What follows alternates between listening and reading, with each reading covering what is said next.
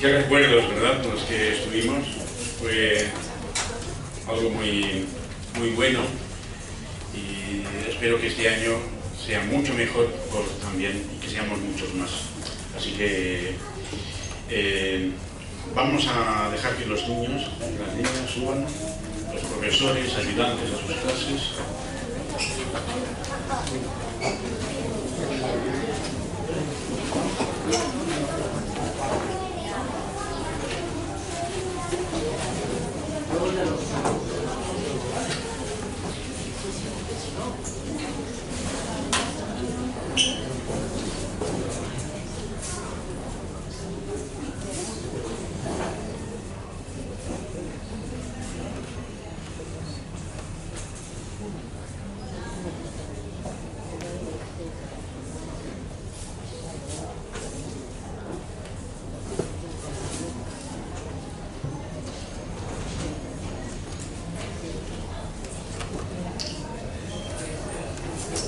Muy bien, pues podemos abrir la palabra de Dios por 1 Corintios capítulo 11.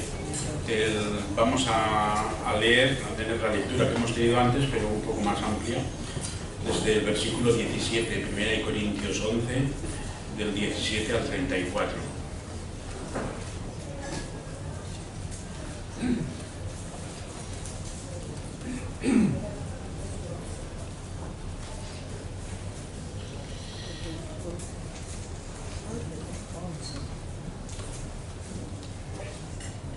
Pablo a los Corintios les dice lo siguiente, entre otras muchas cosas en esta carta.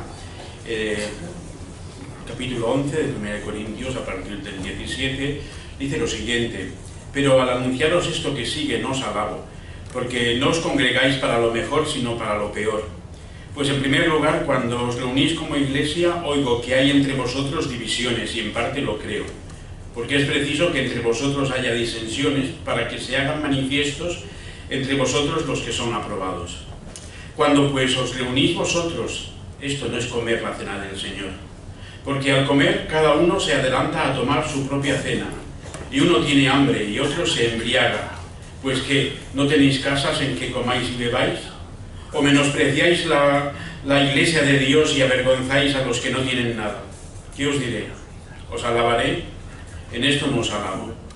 Porque yo recibí del Señor lo que también os he enseñado, que el Señor Jesús, la noche que fue entregado, tomó pan, y habiendo dado gracias, lo partió y dijo: tomad, comed, esto es mi cuerpo que por vosotros es partido. Haced esto en memoria de mí. Asimismo tomó también la copa después de haber cenado, diciendo: esta copa es el nuevo pacto en mi sangre. Haced esto todas las veces que la bebiereis en memoria de mí. Así pues, todas las veces que comiereis este pan y bebiereis esta copa, la muerte del Señor anunciáis hasta que Él venga. De manera que cualquiera que comiere este pan o bebiere esta copa del Señor indignamente, será culpado del cuerpo y de la sangre del Señor. Por tanto, pruébese cada uno a sí mismo, y coma así del pan y beba de la copa. Porque el que come y bebe indignamente sin discernir el cuerpo del Señor, juicio come y bebe para sí.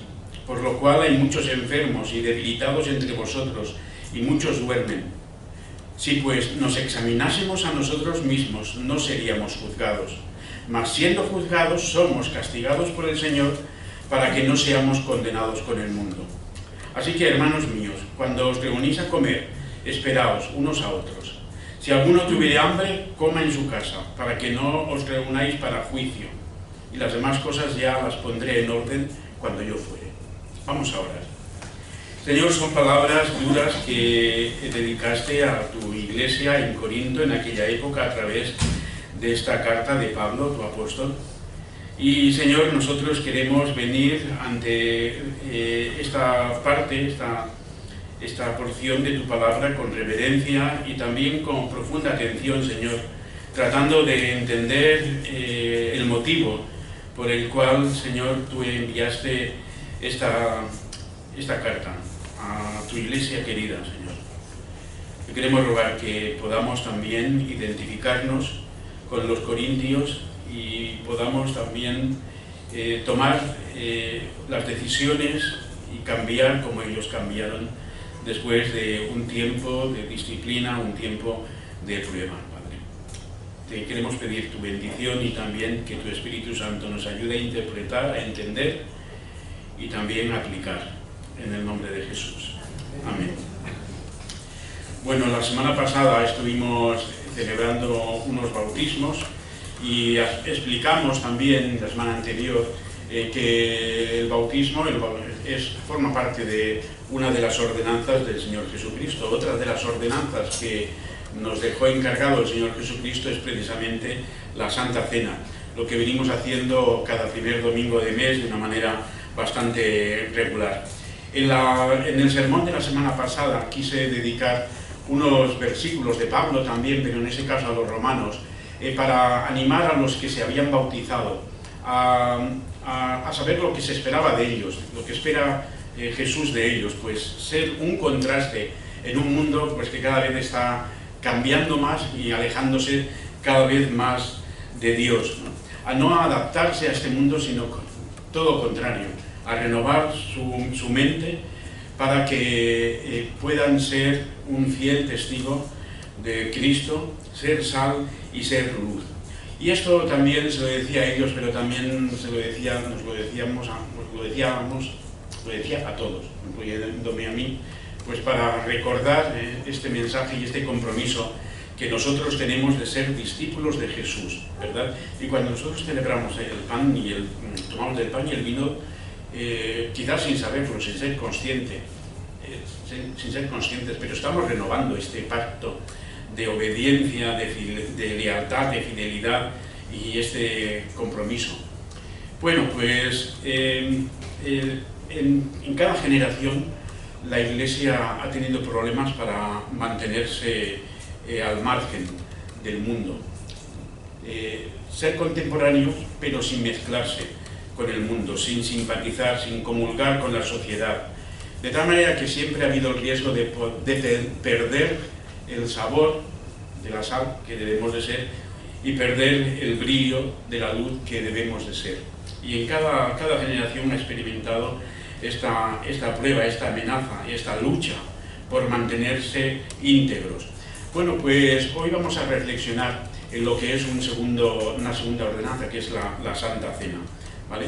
Y tenemos que, cuando Pablo escribió a los romanos y les escribió este pasaje que yo dediqué a los que se bautizaban, acababa de ocurrir, Pablo estaba viviendo un proceso muy desalentador para él, precisamente con la iglesia de Corinto. Él estaba en Corinto, y en Corinto hacía unos años que él estaba arrastrando unos problemas con ellos. Tenían problemas y hay un intercambio ahí de correspondencia con los corintios, algunas nos han quedado, estas dos tenemos, pero hubo otras más, y también visitas de por medio, en la que Pablo tuvo que insistir con este principio: no os conforméis a este mundo. Pero desde ese contexto escribe a los romanos, cuando les escribe, y les dice: no os conforméis a este mundo, porque lo que estaba experimentando en Corintios precisamente es que la iglesia se estaba conformando al mundo, ¿sabéis? Y tenía una lucha espiritual muy fuerte, que vamos, en el transcurso del sermón, pues quiero explicarlo. Lo que vamos a ver es, en primer lugar, el problema de la iglesia de Corinto. ¿Qué problema tenía esa iglesia? Después también vamos a ver cómo afectaba este problema a la vida de la iglesia, ¿no? a la liturgia y a todo. También vamos a ver lo que significa el significado de la Santa Cena, porque esto es algo que a ellos se les estaba olvidando o no lo estaban teniendo en cuenta. Y después, por último, ¿qué quiere decir participar de los símbolos indignamente? ¿Vale? Todo esto, pues me gustaría decirlo, pero ya sé que va a ser imposible y alguno estará pensando, pues de aquí nos salimos hasta las 3. No os preocupéis, que a la 1:30 paramos donde estemos y ya continuaremos el próximo día, porque yo me he dado cuenta de que hay muchas cosas que me gustaría decir, más de las que tengo preparadas, y lo tendremos que hacer en 2 ocasiones, en 2 veces, ¿vale? En 2 predicaciones. Así que no os preocupéis por el tiempo, simplemente estar atentos a lo que vamos a hablar. La Iglesia siempre tiene la necesidad de revisar la espiritualidad de la Iglesia. Continuamente tenemos que revisar para no caer en una religiosidad decadente y vacía de contenido, porque podemos llegar a practicar todas nuestras actividades, pero porque sí, o porque estamos acostumbrados, porque lo hemos hecho desde pequeños, pero perdiendo lo que es el sentido, perdiendo la esencia de lo que significa. Bueno, pues Pablo, cuando leemos esta epístola de 1 Corintios, Pablo está escribiendo a una iglesia que él ha fundado hace 5 años. Él es el fundador de esa iglesia. Hacía 5 años que él había, en su segundo viaje misionero, pues había aterrizado en Corinto. Y venía precisamente de Atenas. El pasaje de Atenas, pues muchas veces lo conocemos, Pablo predicando allí en Atenas a los filósofos, y también con muy poco resultado, la verdad, en Atenas, y él llega ya un poco desesperado y desanimado a Corinto. Y en Corinto pues funda la iglesia, tiene allí la ayuda de otros compañeros suyos, Aquila, Priscila, Silas, Timoteo, se incorporaron después, y ahí empieza a haber fruto. Pero Pablo, con temor y temblor, también sin saber cómo le va a ir, pero recibe una visión de parte del Señor y dice: tranquilo, Pablo, yo estoy contigo, predica, trabaja, porque yo tengo mucho pueblo en esta ciudad. De tal manera que Pablo entendió que debía permanecer ahí durante un tiempo indefinido para él, pero estuvo al final unos 18 meses, o sea que en 18 meses él consiguió formar una iglesia con la ayuda de su equipo, con la ayuda del Espíritu Santo, consolidar la iglesia y poder marchar en su viaje, pues, hacia otros destinos, ¿no? Fundando iglesias como era su misión, su propósito. Bueno, pues les escribe una carta a personas que él conoce, que se han convertido con él, algunas después. Y Corinto era una ciudad muy importante. Sabéis que en la estrategia de Pablo era principalmente ir a los centros neurálgicos, a las ciudades más cosmopolitas del Imperio Romano, al cruce de caminos y de vías romanas, porque era algo estratégico. El Evangelio tenía que darse a conocer, y de la misma manera que nosotros usamos Internet, las redes sociales, pues en aquella época el Imperio Romano construyó unas vías de comunicación tremendas, que algunas todavía existen. Pues Pablo usaba esa estrategia, las vías de comunicación de aquella época, y Corinto era una ciudad muy importante en el Imperio Romano. Está en Grecia, al sur de Grecia. Era Grecia, pero parte del Imperio Romano, porque el Imperio Romano llegaba hasta Asia, norte de África y el sur de Europa. Así que era un imperio muy grande, y Grecia pues al final acabó absorbida por Roma. Una ciudad muy importante en el Imperio Romano. Tenía puerto, era una ruta comercial terrestre, marítima, etc. También los griegos, acordaos de que les gustaban los deportes, pues en Corinto se celebraban no las Olimpiadas, que esto era en Atenas, pero en Corinto, que está cerca, se realizaban cada 2 años los Juegos Ístmicos, en honor al dios Poseidón, cada 2 años. Era una especie de Olimpiadas, pero cada 2 años, ¿vale?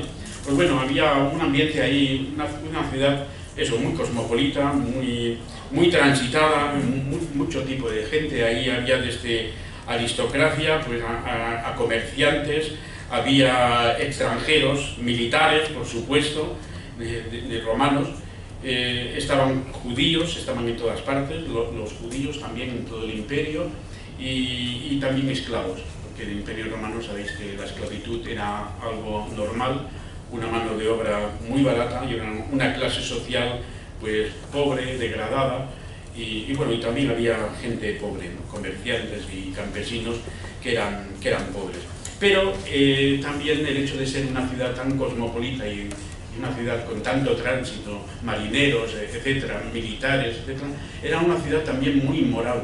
Había mucha idolatría, como del mundo griego y romano, pues los dioses sobraban, ¿no? Había todo un catálogo ahí de dioses para todo, y así que había muchos dioses, había mucha idolatría, ¿vale? Pero también como parte de esa idolatría había mucha inmoralidad sexual, a veces amparada por las prácticas religiosas a esos dioses. Había mucha inmoralidad sexual, idolatría, afán por el dinero, delincuencia y todo lo que puede darse en una ciudad como Corinto y como algunas de nuestra época, ¿no? Bueno, pues de ese tipo de personas, de esa sociedad se había formado la Iglesia. Personas se habían convertido.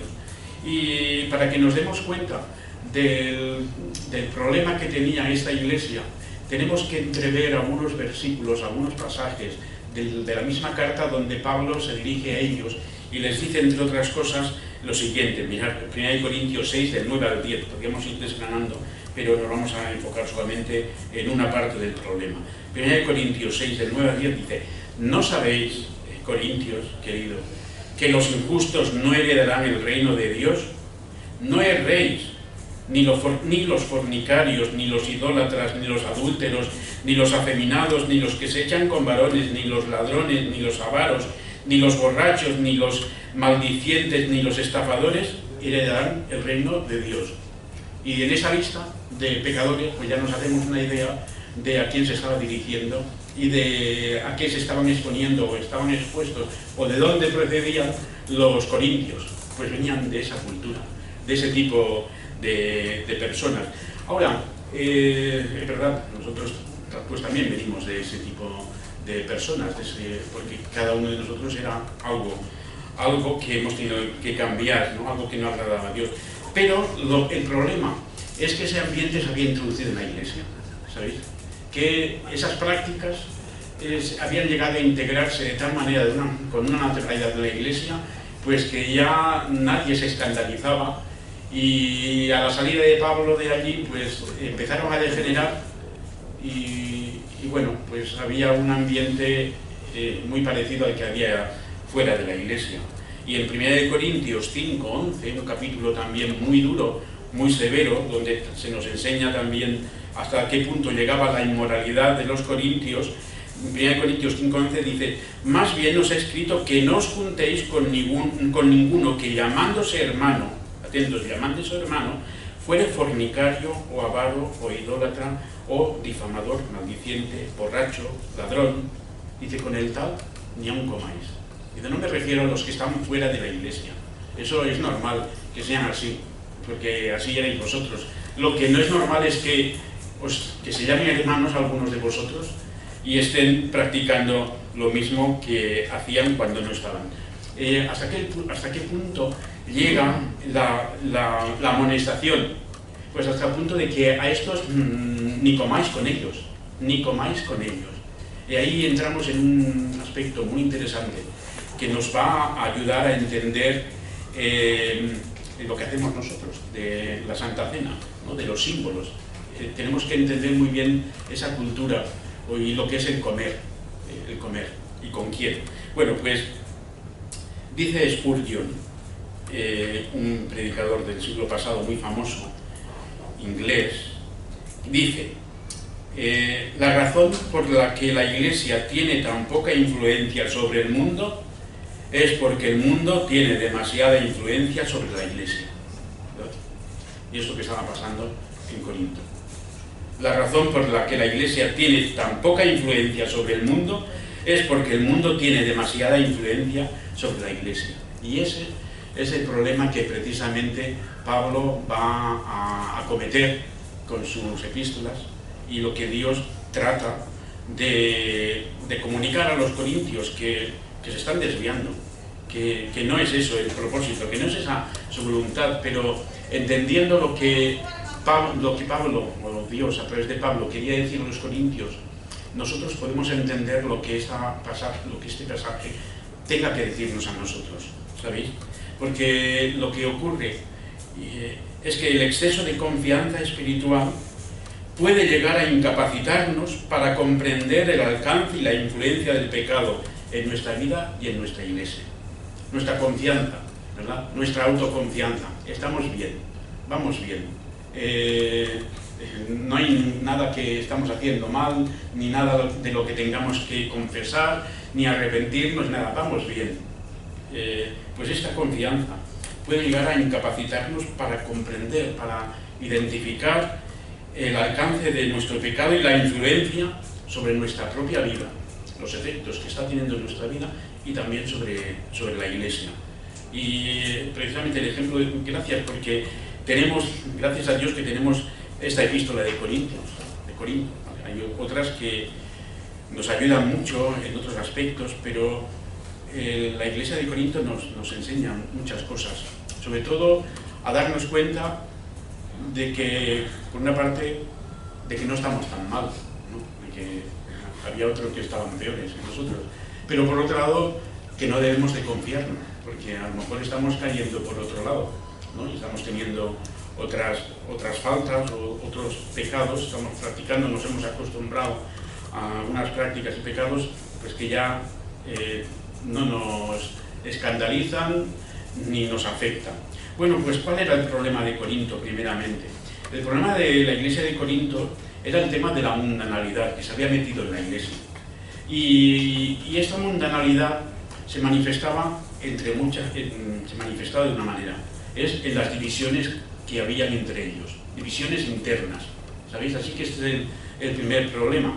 Y cuando leemos en 1 Corintios esos primeros versículos, cuando dice, en versículo 17, capítulo 11, 17, los primeros versículos que tenemos para meditar, dice: al anunciaros esto que sigue, no os alabo, porque no os congregáis para lo mejor, sino para lo peor. Pues en primer lugar, cuando os reunís como iglesia, oigo que hay entre vosotros divisiones, y en parte lo creo. ¿Vale? De hecho, lo cree, es que ya desde el primer capítulo de 1 Corintios, ya es el primer tema que acomete ahí Pablo, y les está diciendo en el capítulo 1, pues que ha sido informado de los de la casa de Cloé, que hay divisiones entre vosotros, que hay algunos que dicen que son de Pablo, otros dicen que son de Apolos, otros que son de Cefas, de Pedro, y otros, los más espirituales, son de Cristo. ¿Vale? Estos estaban por encima de todos los demás. Bueno, pues ya habían divisiones, esto ya se enuncia desde el primer capítulo, pero ¿hasta qué punto llegaba esas divisiones? Eran unas divisiones que tenían a la iglesia enfrentada, entre grupos, entre factores, sectores, ¿no? Afinidades. Y bueno, pues decimos, bueno, pero es que la sociedad de la época era así, era una sociedad que estaba muy separada.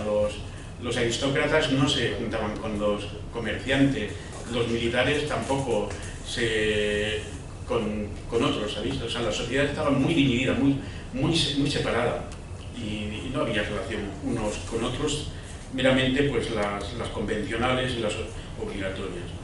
Ahora dice: es preciso que entre vosotros haya disensiones, para que se hagan manifiestos entre vosotros los que son aprobados. Bueno, pues lo que les pasaba es que a muchos les costaba, tenían dificultades para romper con los valores establecidos en la sociedad urbana a la que pertenecían, y a integrar los valores del reino de la iglesia, que eran sin clases. No hay clases. En la sociedad fuera sí que hay clases. De hecho, la gente intenta manifestar a la clase que pertenece de diferentes maneras, ¿no? Pero era normal. Ahora en la iglesia no. Y cuando una persona venía de fuera, pues depende se venía del estrato más pobre, pues se sentía muy acogido, se sentía que era tratado como igual, entonces se sentía valorado y crecía, ¿no? A nivel, crecía su dignidad, se consideraba, pues bueno. Ahora, si venía de una esfera social alta, el relacionarse en un mismo lugar con personas tan sencillas, esto ponía en prestigio su reputación, ¿vale? De tal manera que, sin querer o queriendo, pues iban formando ahí grupos donde algunos eran VIPs dentro de la iglesia y otros eran pues los más miserables y los más desgraciados. Bueno, pues esto Pablo lo condena de una manera muy enérgica. Y dice que a pesar de eso es normal, menos mal, ¿no? Que nos dice que es normal que haya disensiones en la Iglesia. Dice, porque en el ejercicio de esas disensiones es cuando se demuestra dónde está cada uno. En el momento en el que uno tiene que expresarse, defenderse, expresarse, o qué sé yo, justificarse y argumentar, ¿no? Bueno, pues quizás en un culto, en la celebración de un culto, todos somos muy santos, porque todos cantamos, todos cerramos los ojos, algunos levantamos las manos y todo, y ahí pues salimos con la convicción de que hemos estado como rodeados de un coro de ángeles alabando al Señor y tal. Pero no salimos así de las reuniones de iglesia, ¿verdad? Qué diferente, una reunión de iglesia. Bueno, pues ahí en un culto no se nota, pero en una asamblea sí que se nota lo que hay, de la manera en que cada uno se expresa y cómo reacciona ante los demás o ante las cosas con las que no está de acuerdo.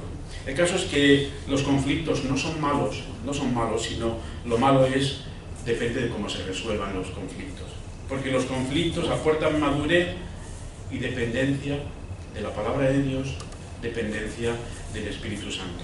Así que hay personas que huyen de los conflictos y por no tener conflicto pasan por alto cualquier cosa, ¿verdad?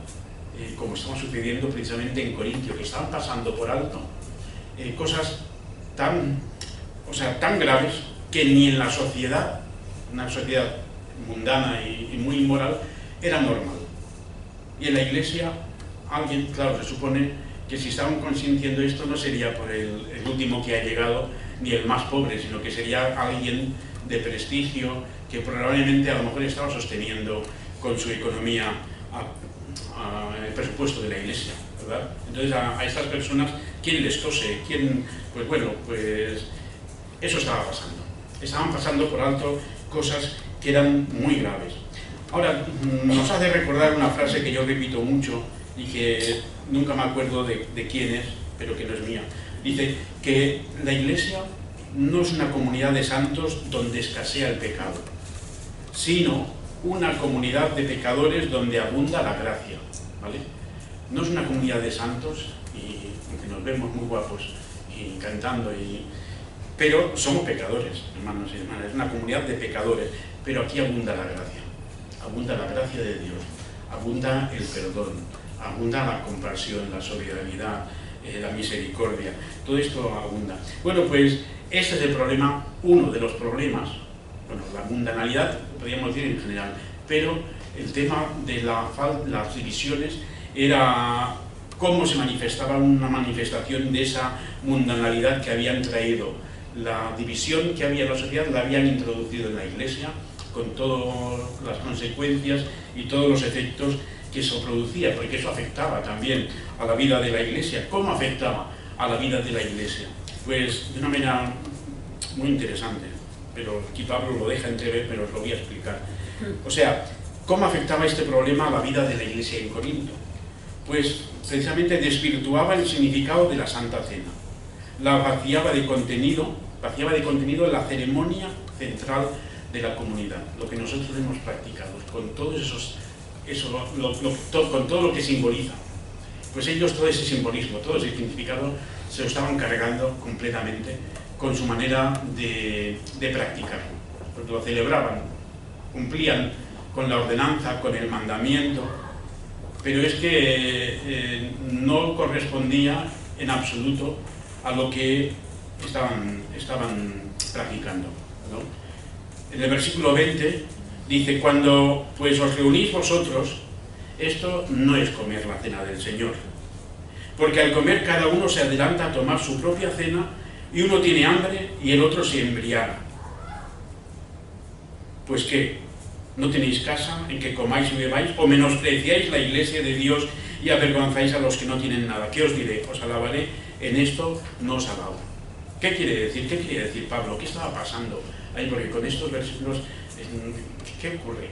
¿Por qué tan grave? Bueno, pues tenemos que pensar un poco en lo que hablábamos antes, el tema del comer, ¿sabéis? Porque el comer es una cosa muy importante. pero no solamente el comer, sino el compartir la comida, el compartir la mesa. Porque compartimos la mesa ¿con quién? ¿Con todo el mundo? No, compartimos la mesa con personas a las que apreciamos, personas de confianza, ¿verdad? El comer y compartir la mesa también es el alma de toda cultura. Estamos en el País Vasco, ¿vale? Donde podemos entender muy bien lo importante que es el comer como parte de esta cultura. Mirad, hay siempre relación entre la forma de comer, lo que se come, con quién se come, cuándo se come, dónde se come y el grupo al que se pertenece, con sus normas, tradiciones y visión del mundo. ¿Qué quiere decir? Pues mirad, ahora mismo, a la puerta, allí a la otra acera, están cocinando, no sé lo que están cocinando, pero están ahí los hombres, porque son las fiestas del barrio, en la otra esquina también hay otro grupo, ahí, están ahí pues picando la cebolla, los pimientos, lo que sea, no sé lo que están cocinando, ¿vale? Pero ya cuando salgamos ya habrán acabado, estarán a punto ya. Imaginaos que nosotros vamos, o que alguno de vosotros va allí y dice, hola, ¿me dais de comer? ¿Verdad? ¿Me dais de comer? ¿Sabéis lo que os dirían seguramente? Eta Norsarasu. Norsarasu. ¿Tú quién eres? Que no llevas nuestro pañuelo ni nuestra camiseta. ¿Tú quién eres? ¿De dónde sales? ¿No? Salgo de la iglesia. Hombre, no, pues vete a la iglesia, aunque también dais el aperitivo vosotros y tal, ¿no? Pero sabéis, la comida es muy importante, y con quién se come, cuándo se come y lo que se come también. Bueno, pues siempre está relacionado con tradiciones, con normas y con visión del mundo. Y normalmente comen los que tienen afinidad, a quienes apreciamos. Tú a comer no invitas a desconocidos, normalmente invitas a quien conoces y a quien amas y a quien aprecias. Bueno, pues en el Nuevo Testamento era lo mismo, esto es en todas las culturas, pero en el mundo pagano, en la sociedad griega, en la sociedad romana, pues había lo que es los banquetes, ¿no? Se daban banquetes. Y esos banquetes reforzaban la solidaridad interna del grupo, pero estos banquetes no estaban abiertos a todo el mundo. Precisamente, si eran de comerciantes, a los de su gremio. Si eran en honor a algún dios, a los que eran devotos de ese dios.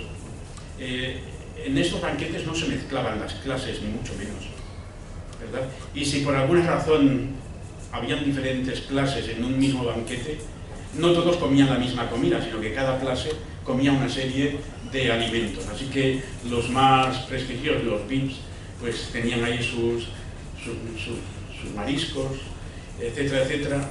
Y a los esclavos, bueno, los esclavos ya ni participaban en el banquete, estaban para servir, pero sé yo, los campesinos, o si es que estaban, pues se les daban cosas más sencillas, cosas, ganchitos, gusanitos de patata, o cosas así, ¿no? Y a uno se le daba el vino de buena calidad y al otro Don Simón, ¿no? O sea, cosas así, ¿ves? Pero que esto era normal, es que era ofensivo que, no recuerdo quién era, Plinio o quién, porque preparándolo me hizo gracia esto, que un filósofo de estos, estaba en contra de esta convención. Y